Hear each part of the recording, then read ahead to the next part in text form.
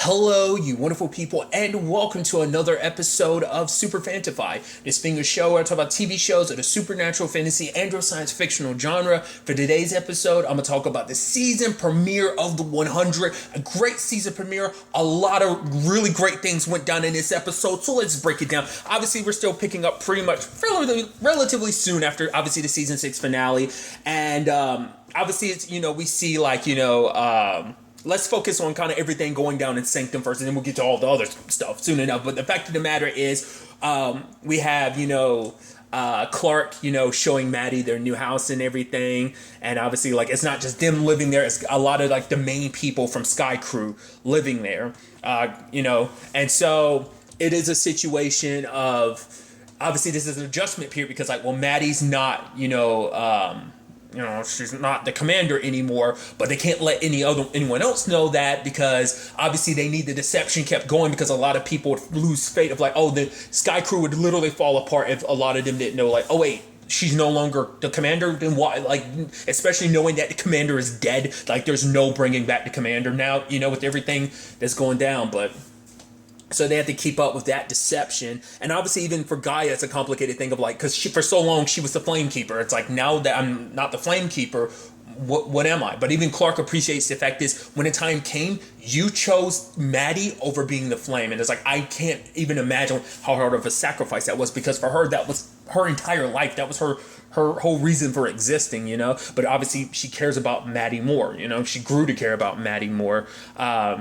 But it is a situation, too, of, they still don't know the full effects of, what having removed the flame was going to do to her. Because it's never been done. Usually it's always been oh, yeah, when the previous flame bearer died and it passes on. That's it. But not when the current commander's still alive. And it's just removing it from them like that. It's it's never happened before. So we don't know what those circumstances are going to look like. What that might do for Maddie. Because what we do see later on is she's drawing stuff. And then, it seems like she's drawing stuff from past memory because even one of the things she drew was the arc, which I'm I was about to say for a second I was about to say she hasn't seen the arc, but it's well, she technically hasn't because the arc, well, they regardless, I'm going on a tangent and stuff like that, but I was thinking it had to be one of the previous commanders. If I was one of the only commanders that knew the arc was Rebecca, wasn't it? Well, Becca, she was the only one because she was she was the first commander and everything. So I was was that specifically a memory to her? That's where my mind went. But nevertheless, at the same time, and I think this, obviously they're trying to sit down, have, drinks and food together. And, Indra's trying to, because obviously they're trying to build compounds and stuff like that. They're trying to build a home here on Sanctum and everything. And obviously everyone's gathered around and stuff like that. Jackson got pissed because it's yeah, let's celebrate Abby. And he knocks Murphy's cup out of his hand because it's because he's I'm sorry, but it's because of Murphy that Abby's dead. And he's Murphy's trying to explain stuff it's not my, he's I didn't know Russell was going to do that. And she's it's okay, Murphy, I don't blame you. It's there's kind of Clark is all about don't look in the past, we need to move forward. And I think that's such an interesting thing because it's because Clark has lost a lot over the course of the series. She has lost a lot. She's lost her dad. She's lost her mom. She lost Finn. She lost Lexa. Jeez, I was literally blinking her name. Clark has lost a lot of people. So it's just there's a lot she's lost. But her mom, at least her mom was kind of, especially because her mom was often her conscience. Her mom was kind of a rock, her foundation. And it's that's going. She's literally lost, really at this point, every tie that she's ever really had, to just who she is, because everyone else is associated with who she had to become on Earth over the course of the series. But anyone tied to kind of who she was before is kind of gone. The memories of the Clark that was, who had her mom and her dad. Get what I'm saying? It's a little bit of losing yourself to a certain extent. And obviously over the course of the series, Clark's always had a little bit of an identity crisis, kind of losing herself from time to time in different decisions that she's forced to make in situations she had to be in.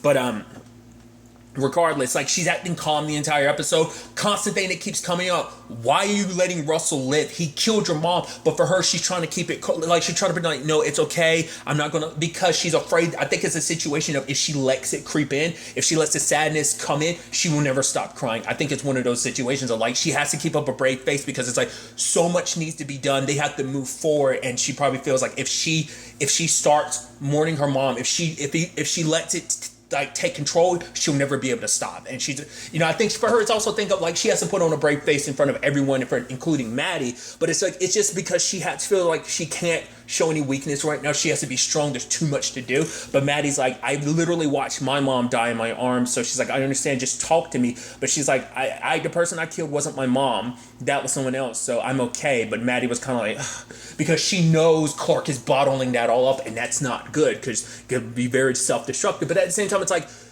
even if Clark's saying that, like, oh, I know that wasn't my mom, that was still your mom's body, It still doesn't make it any easier watching someone, even if it's someone else in there, that's still your mom's body. That, yeah, you say like, oh, no matter how much she wants to say it, in her mind, she's still going to think, I killed my mom to a certain extent. Even though that wasn't my mom, I still technically killed my mom, So it's that, they never had a chance, with everything going down. And it's just like, for her, she never actually got to say goodbye. And that's like the most heart-wrenching thing. But once again, that's when, like, she cannot let it hit her now, because if she lets her hit her now, like, it's kind of a thing of like, how the whole conversation before was always like, oh, we'll get our humanity back after we've done what needed to be done. In this situation for her, I will shed tears, I will break down when we've done what we needed to do. It's just, it's too much to let it all in right now. So, and I think for her, it's also a thing of, because she knows if she kills Russell, like, the fact of the matter is, something I didn't even think about, because it's like, okay, we have the believers. I kind of didn't really think about that too much, but obviously my main thing was going to be like,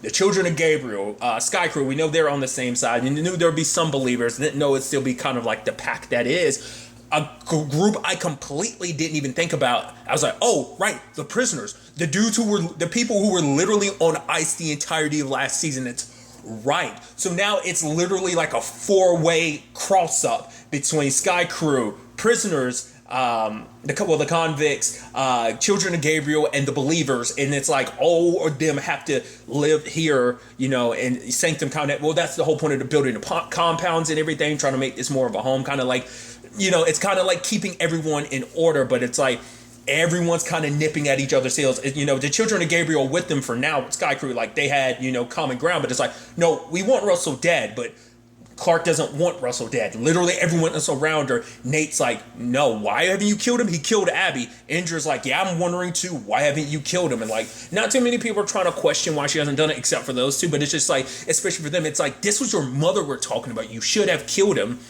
But because I think Indra almost respects it too, because Indra's like, you handled it the right way in front of Maddie, not showing any emotions. But Guy is like, yeah, you literally told me not to cry when my dad died. And it's like, she's like, yeah, but it was during wartime. It made you stronger. And it's like, no, it made me go off and become a flamekeeper. Basically saying it made her resent her mom a little bit, like bottling all that up. So saying that sadly history could repeat itself and make it so that Maddie might resent Clark too, because it's like, you're not showing your emotions, you're not letting this affect you like it should. Like, I know the pain of losing a mom, like, it's okay to feel something, but like I said, she just can't bring herself to feel something at the same time.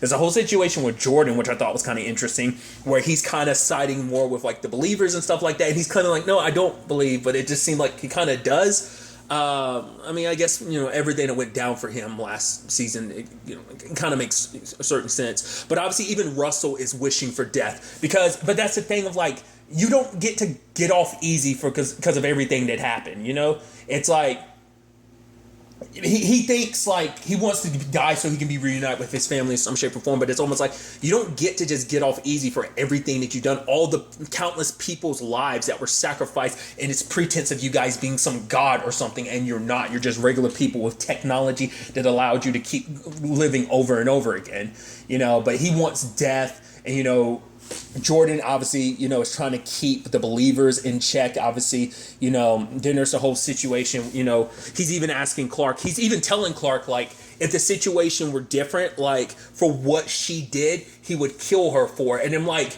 it's almost like it's like you have no room to say this. The guy who literally took over her body to put his daughter in her body, then you did the same thing with her mom, with your wife. So it's like she actually has more ample reason to hate you. You started this shit, you know? I mean, you literally started this shit. Like, you guys came up with this all those hundreds of years ago. So it's like, it's on you. You created the circumstances that found us in this situation. So, you know, so that's just like the heart of it, you know? So it's just, that's why it ticks me off that he gets pissed at her. He's like, oh, I kill you for what you've done. You deserved it, you know? But it's obviously that thing of like, Clark is also coming from the position of literally everything they've been through over the course of the series, death just begets more death. It's just an endless cycle for them. So for her, she's trying to break that cycle. It's like, we have a new chance. What did Monty want?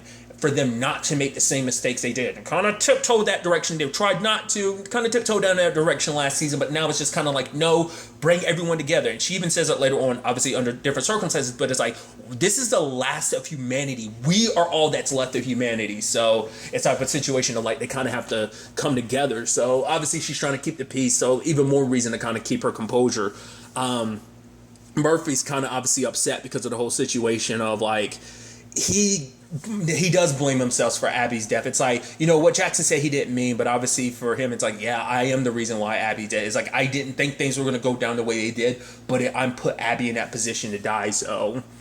And obviously, like, Raven wants them to continue pretending to be, you know, the primes that they are, but it's like, Murphy doesn't want to do that just because I think for him it's just kind of like, I have no interest in doing that. He's in a very self-loathing mood. Like, you know, we see, you know, Murphy gets in these moods from time to time. Like, it's just, I think this is probably like, Murphy's messed up a lot over the course of the series. This might be one of his most regrettable mess ups because he killed Clark's mom, and that's just, you know, I mean, especially because Abby's always been good. So to know that you're kind of responsible for killing like someone that's, you know, Abby's had her challenges, but she's always been good, you know, so, and also realizing you killed the only parent Clark had left too. So that's just kind of puts a bigger nail in the whole situation. You know what I mean? Regardless, because of the children of Gabriel and everything, and it's like, oh, you're kind of being put on a time crunch of like, if you don't give, because at first they had to move Russell because like the children of Gabriel want him super dead, and obviously it's a situation of like, okay, we need to kind of keep this all, you know, copacetic, so they're trying to move him to keep him alive. Obviously that turns into a big issue between the, you know, believers and the children of Gabriel. Luckily, Murphy and Emori were able to kind of calm things down by pretending to be the primes. And then Murphy's like, oh my God, you're so sexy right now. And she's like, sister, like, we're siblings, remember? And it's like, oh, dude. You know, it was Raven's idea. And it's like, well, you guys get to live in the palace now. Really? It's like, yeah. Obviously, and even Nathan being like, yeah, it's actually better for them to be, because obviously the children of Gabriel now know their primes and everything, so they're going to want them dead, super dead. So it's like, yeah, when it's all said and done, rather have them die in the palace than die, you know, at the house with us. But obviously the children of Gabriel kind of give them an option of like this is their home and everything, and Russell has to die. It's like either Russell dies or the two prime do. It's like, you know, that's not the primes. It's like, we'll settle for Russell's death. You've got till this time limit. So obviously, you know, Clark went to him to try and talk him into getting like the other, like, you know, his people under control. Obviously Jordan kind of vouches for her, but when the time comes, she's trying to like talk to him, but you can tell he's on purpose trying to echo him because he wants to die, and he's trying to force her hand. So he's like, oh yeah, here's some clothes from your mom, you know? And it's like one of them was like her mom's ring and everything, either her ring or like, you know, a ring from her, I'm sure it was like her wedding ring, but that's what, like, Clark was barely holding it all in. It just took that moment to make her completely snap, and she started beating the shit out of him. And she's like, "This is what you want, right?" And he's like, "Yes, go ahead, give me death," you know. And so she ends up pistol whipping him. It's just like the room is burning, and she's holding her mom's stuff. She's like, "I'm sorry," because she blames herself. Like, it's like that wasn't even her mom she killed, but I think for her, it's like, I wasn't there to save you. I wasn't there to protect you. It's my fault that everything went down like this. You didn't even know I was back, you know. So that was like the real kick in the teeth for her, you know, in her belief. But once again, she didn't even get to really say goodbye. But then we had the whole thing with inside of Russell's head, which I didn't remember this until I saw it. I was like, oh, wait, I completely forgot the actor who who plays OG Russell. I was like, oh my god, because obviously most recently he was in what is now sadly the final season of The Magicians. I was like, I didn't even, because I remember him from Once Upon a Time as Robin Hood, but that was about it. I completely forgot that that's who he was in the show too. But it's just interesting. But we see that Shaheda is in him, and it's like, wait, how the hell did you pull that off? How did you jump to him? Because even Raven was like, yeah, like he might be dead, but she's like, I just want to know where that data went. So somehow it found its way to Russell. And in that moment, like maybe like in that moment when he crushed that thing that Jordan brought him, maybe in that moment he crushed it, it got downloaded in him. Or I don't know. I don't know how the hell that happened. Maybe there's some hint to it, like maybe I'm not remembering from season 6 that shows like, oh, this is how exactly happened. But Shaheda kills him on the inside, and now he's pretending to be Russell. The room's burning, and he's playing the role of Russell. He's like, oh, please don't let me die. What would Maddie want? And for Clark, that's even more reason why she didn't want to kill him, because like obviously she wants Maddie to have some form of a normal life, especially if they're going to make this her home. And obviously for her, it's like going to let the palace burn, and it's like no more like kings, like no rulers or anything. We're humans. We're in this together. We've all made mistakes, but Russell Prime is going to die for his. Like tomorrow. So the children of Gabriel are cheering, and literally everyone else, it's looking like Raven and everyone else is just kind of like, oh shit, they weren't expecting that from Clark. And obviously the believers are pissed at Jordan because it's like, oh, you promised her that you vouched for her, and it's like it's come down to this. But then you see that look on Russell's face, obviously Shaheda smiling, because obviously he like if he's pretending to be Russell, he can pull the strings to make, he has an army behind him, because all he has to do is pretend to be Russell, and it's like, you follow me. He can probably manipulate the situation. It's just like, no, like don't kill me, like Russell wanted death, but now Shaheda inside of his body. I guess that's why he chose now. It's like, oh, you're so well, I guess he needed Russell to be unconscious, so like his consciousness would be there, so it'd be easier to dispose of him, I guess, in that regard. So that's why it needed to be a point where, like, obviously much like Russell's daughter and Clark last season, kind of preoccupying the same mind, he needed to be unconscious, I guess, for Shaheda to get to him. But it's like that in itself, that's a whole big worms, and I'm sure that's going to be like a big part of this season, like dealing with the ramifications, like I said, of everything from season 6. But then we have the other side of the episode. Bellamy's crying out because, like, obviously Octavia just died, and then he gets hit by something invisible. I'm like, what the? We're dealing with like invisible monsters. But then I thought about it, I was like, it must be those dudes. They must have like some kind of cloaking tech or something. But then there's like shockwaves knocking him about. Echo comes out, she gets hit with it too. I'm like, jeez. Then there's the woman Hope. She's knocked out, but she's got these markings all over, and she wakes up and she's like, what? Who are you? Yeah, you stabbed Octavia Dioza. You're Dioza's daughter, because Dioza was going to give her daughter that name. Octavia Dioza? I'm like, how the hell you? I'm like, wait, what? Then I start thinking, like, do the suits actually help you? But then if the suits help you maintain your memory, why the hell is she not wearing one? That's what I don't get. Like, maybe it was kind of like a rogue mission, kind of like she was kind of like she hijacked the anomaly to get her. I don't know what to kind of make of that. Obviously she tried running away after kind of, beating up Gabriel a little bit, but like Echo's chasing after, because it's like, well, there's all these invisible things. Like, what do we do? It's like, keep running, trying to catch up as they took Bellamy. And then Hope has a message in her arm that says something, and on the back it says, trust Bellamy. And it's like, she has no memories. And it's not until Gabriel kind of points it out, it's like, right, when Octavia came back, she didn't have any memories either. I was like, that's so interesting, because it seemed like Hope has like no memories of like why she's here. It's almost like she didn't even know who Octavia or Dioza was. She doesn't even. So that's why I'm like, so is that because like what memories get wiped away? Because obviously Octavia has a connection to you inside of like wherever inside the anomaly takes you and everything, right? It seems like it takes you to other planets, but it also seems like it moves across time and everything too. That's why I'm like, how the hell do you have, like, that's what I was like, why did it take away your memories? Like, because Octavia's memories, and not like all her memories were gone, just everything she experienced inside of the anomaly were gone. All her previous memories were still intact. So that's why I'm like, why are all her memories completely gone? That's why I'm like, does the suit help you? Because we get a little bit of a UI example, because obviously they know who Gabriel is, they know who Echo is, and then there was something saying, oh, this is Hope. kill on sight, type of situation. So like, does the suit kind of remind you? Does it kind of like remind you of information? Like, you don't have, your mind might get wiped, but the suit makes it so like, oh, you remember this, and this, even if you forget. Is that kind of how that's supposed to work, or is it just, does it protect you? Because that was my thought just watching the trailer, that in those suits, because it's so specific. I'm like, it must, and even later on we see like Raven kind of wearing one. So I'm like, it must protect you from that whatever effects the anomaly have on you, whether it's wiping your memory or even rapidly aging. Because that's why I'm like, how the hell do you not rapidly age? Because obviously this thing is connected to time. Because it's interesting too, because like, they make it seem like they made it seem like, oh, Octavia was in there maybe like a couple months, but now it seems like she was there a lot longer now, because Hope, when she was like, because of everything inside the forest, she started like hallucinating, much like Echo was.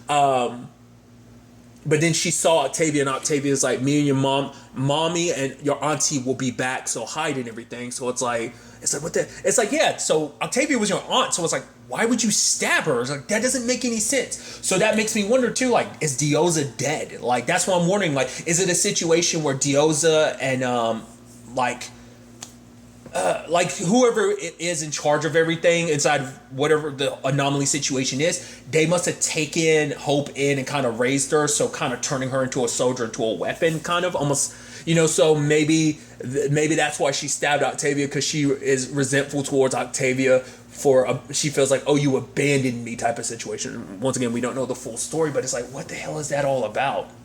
And even like, I like that we bring this back up, but obviously like Echo remembering like what we learned about her. I believe that, yeah, that was last season we learned the truth about her. Like, her name isn't really Echo. I think the girl was even saying it's like, it was Ash, if I remember correctly. I think she was saying it was Ash. But she had killed her real friend Echo and adopted her name. But it's like she's seeing Echo and Ronan. It's like, oh, the woman who'd kill her only friend and take her name, or the woman who'd kill anybody just for her queen, just kind of like, and now helping the man that the man that you hurt and betrayed, the man that you now claim to love, so obviously she couldn't focus, but luckily they ended up taking down everybody. It's interesting too, because Gabriel's coming at this from like, oh my god, like, I mean, I think, from a like scientific standpoint, this is all fascinating in him, so he's looking at it more from that. But it's like, hey, we got to go into the anomaly, right? Hold on together, because we don't know how much time will span between us if we get separated. So we see them going into the anomaly, and they bring up an interesting thing where it's like the anomaly was kind of slowing down, so it's like they have control of it, which is like, is it a machine, or is it like a natural occurrence thing that they have control of, or was it something that they created entirely? I'm curious at, how that whole situation works. But we see them go into the anomaly, and I'm like, that's so interesting. Obviously, we know both storylines, everything going on in Sanctum and the anomaly are going to be connected, but it's just so interesting that like we start this off by being like, they're definitely on their own adventure, and that home, like everyone in Sanctum has no idea what the hell is going on with this whole anomaly thing. And I think that's so fascinating, because my personal thing is like, what's probably going to end up happening is everything in Sanctum gets resolved first, then like the rest of the season will be about dealing with like everything with the anomaly. Or it probably most likely will continue to kind of coincide, because it's like what happens in the anomaly is probably what's going to be the driving force to either break or join together everyone in Sanctum. But it's just an interesting, fascinating situation, interesting setup for this final season that, I'm so curious to kind of see how this plays out. Final seasons and everything. Obviously, no one's safe in a final season, because like anyone can go. We've been dropping main characters like flies since season 5, then season 6, we boom, boom, boom. So it's like, can't really rule anything out in the grand scheme of things. But I'm really curious to see what's in store for us this season. I'm really curious to see where all this ultimately ends up taking us going forward into the next episode. But really, that's all I want to talk about. Till the next time we meet, be happy, be safe, love life to the fullest, enjoy it. Good day and goodbye.